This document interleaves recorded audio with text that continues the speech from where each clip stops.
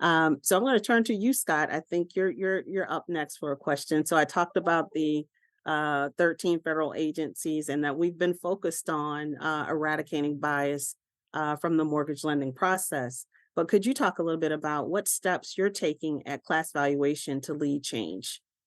Absolutely. Thanks, Melody. And I want to first start by thanking you for your leadership and your efforts around the issue and with PAVE and same with Lisa and Dan. And one of the things I'll say, you mentioned about all the agencies coming together, and I would it'd be remiss not to point out that so many groups have come together around this issue, and I've had the opportunity to participate in these working groups where we have advocacy groups, we have regulators, we have lenders, we have vendors, we have appraisers, and everyone's working together to continue to advance through these issues. And I would say highly supportive of the PAVE action plan and definitely of the consistency of the ROV process across agencies, giving consumers one path of consistency, so they always know where to go, no matter who the investor is behind the transaction, no matter who the lender is. I think will create and open more opportunity for people to be able to leverage those paths, for clarity or for questioning or complaints, whatever it might be.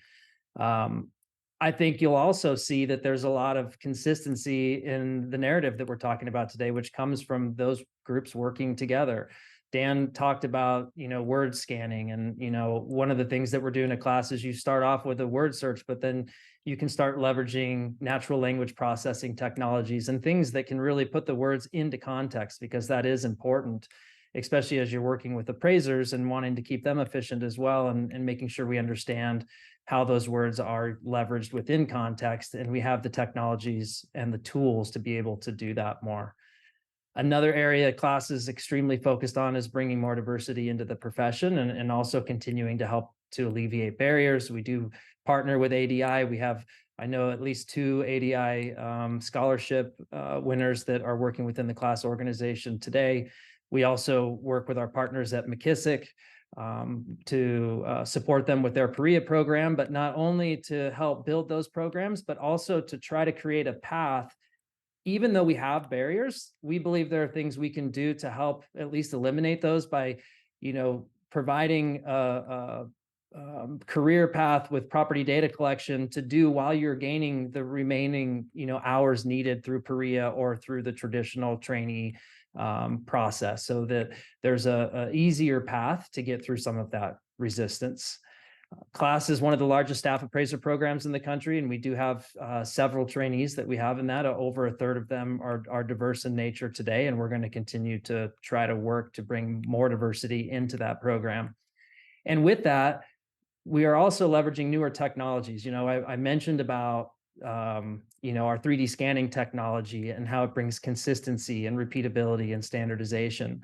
We also have technology that's integrated with multiple listing services around the country, which is where appraisers go to gain all their information from comparables, et cetera. And we can help them with analytics and tools to be able to support their opinions of value through an objective fashion. And I think Lisa touched on this earlier, Dan touched on it. It's extremely important that we move away from inconsistency and subjectivity, and both in how data is collected as well as how data is reported. I think that we know humans by nature. This isn't a dig against any appraisers. I'm an appraiser myself, and I'm sure I had inconsistency at times how I collected data because, it's a human-driven process. Well, now we're leveraging LiDAR and photogrammetry, which is extremely accurate. And the more that computer recognition advances, the more information computers can glean out of that data, making it more standard and less subjective to human, biases and whatnot. So then after that, focusing on the analytics and ensuring that the appraisal is supported with more objective criteria backed by analysis, and helping appraisers be able to develop those reports better, not only for the downstream stakeholder, but also for the appraisers themselves. And as we're bringing new talent into the profession, it's a whole new generation of people who know how to use technologies, are going to be more excited about the profession and leveraging these tools. So we're very excited about that. Lisa also touched on UAD. I think we believe that's a big opportunity forthcoming here in the next couple of years. Dan and I talked about word scanning and NLP. But that's because today in the appraisal, there's addendums, text addendums, and addendums of text addendums. And, the new UAD might not have all the answers right out of the gate. It will be an iterative process, but the first steps being taken today, we believe, are going to be very helpful by creating more structure around the data and where that commentary is located so that it can be attributed to each section of the report and give us more insight into where that commentary is and how we can look at it. So those are just a few of the things that we're working on at class. We're excited to continue to partner with you and with Lisa and Dan and many others. And this is a highly important issue, and we want to be part of the solution.